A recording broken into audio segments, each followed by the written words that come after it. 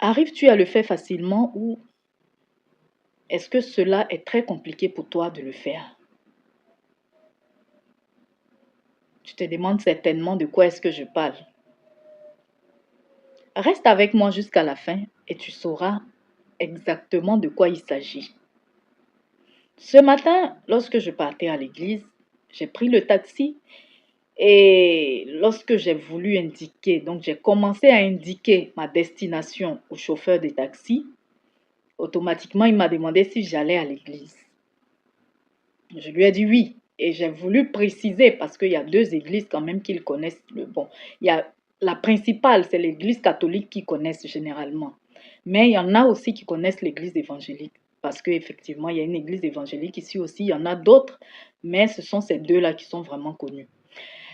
Et donc, il m'a dit, en fait, il m'a montré qu'il connaissait déjà la destination. Donc, ok, moi, je n'ai plus continué et j'étais occupée à faire autre chose. Donc, je ne regardais même pas je ne regardais pas le chemin qu'on était en train de prendre. Et à un moment, lorsque j'ai levé la tête, je, je vois que je suis à un endroit inhabituel, un endroit qui ne se trouve pas sur mon chemin habituel. Donc, je lui demande, mais où est-ce qu'on va? Et j'ai reconnu automatiquement là où on était sorti. Et j'ai su qu'il était en train de m'envoyer à l'église catholique. Je dis non, que c'est pas ici, c'est l'autre église vers la poste et tout ça. Il a commencé vraiment à s'excuser. En temps normal, ça gâte mon cœur. En temps normal, je veux dire, parce que déjà que je courais après l'heure, puisqu'il ne me restait pas assez de temps. Et il allait me faire un détour même encore. Il a commencé automatiquement à s'excuser. Et je lui ai dit non, que c'est pas grave. S'excusait vraiment. Un homme même qui est plus âgé que mon père.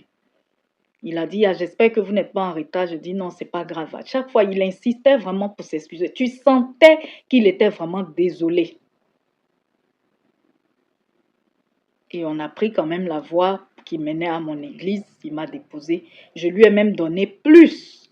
Non seulement il m'a fait faire un détour qui m'a mise en retard, mais je lui ai donné plus même que ce que je paye habituellement. Et il m'a remercié. Et il s'est encore excusé. Il est plus âgé que mon père. Je me demande même s'il ne peut pas accoucher mon père. S'il ne peut pas être le père de mon père.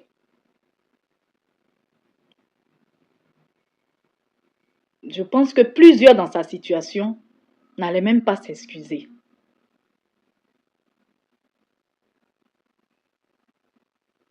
Es-tu dans ce cas, mon frère, ma soeur? Est-ce que lorsque tu as tort, est-ce que tu le reconnais?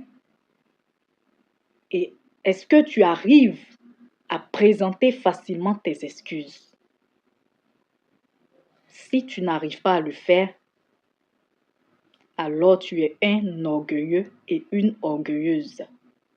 Et la Bible nous dit que Dieu, il résiste aux orgueilleux.